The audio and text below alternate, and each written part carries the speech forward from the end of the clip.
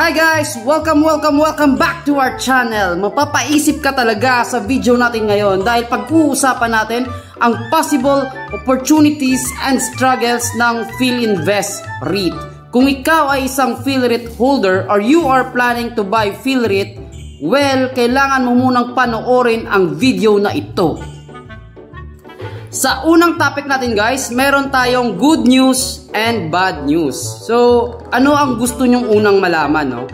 Sige, ganito na lang. Uunahin muna natin ang bad news. Let's save the good news for last. So, bad news guys, no? Expiring leases or rent ngayong 2023 kay PhilInvest REIT, no? So, yung magi-expire na lease contracts ngayon is around 41,110 square meters, no? So, yung siguradong magre-renew na is around 29,427 square meters.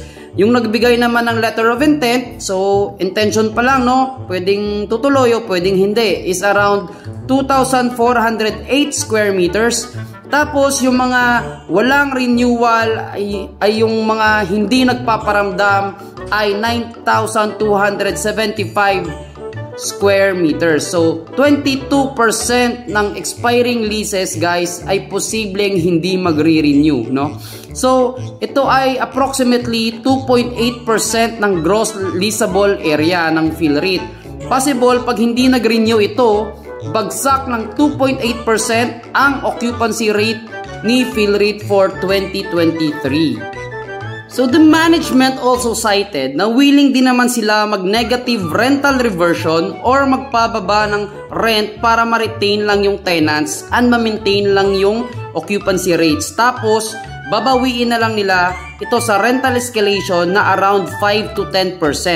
So pero itong mga bagong renewals ay meron ng mas mataas na rental rates. So binase nila ito sa Colliers Market Report.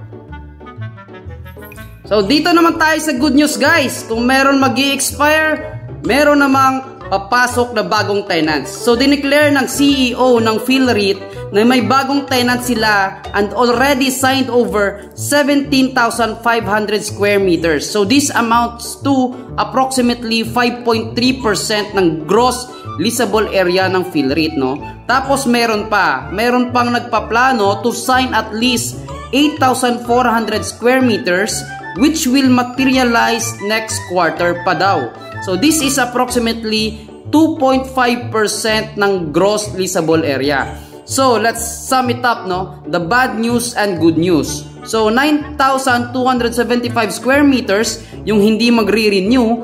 Tapos may bagong kontratang papasok around 17,500 square meters na new tenants.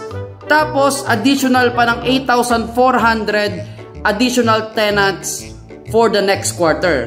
So 16,625 square meters or approximately 5% ang magdadagdag sa occupancy rates ni PhilREIT for the next quarter. So occupancy rate ni PhilREIT ay nasa 84% which will probably surge up to 89% before year ends.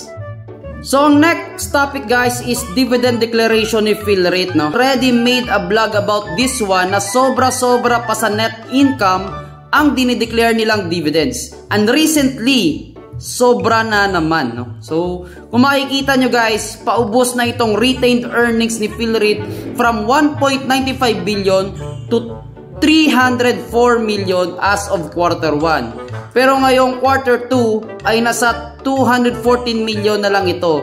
Hindi ko lang na-include dito sa table, pero hopefully by next quarter, if they already manage to increase their occupancy rates at kahit ma-maintain lang yung dividends, they may be able to address all these issues in their dividends, no?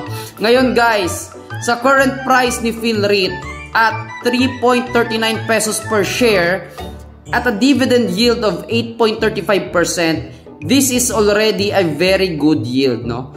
Pero fundamentals is not yet a guarantee. May kaunting linaw na sa kanilang occupancy rates, pero is it enough to stop yung diminishing retained earnings? It's all up to you to decide to either wait for the numbers to reflect this quarter 3 or year end, or you will take the risk to investing sa Philreit ngayon.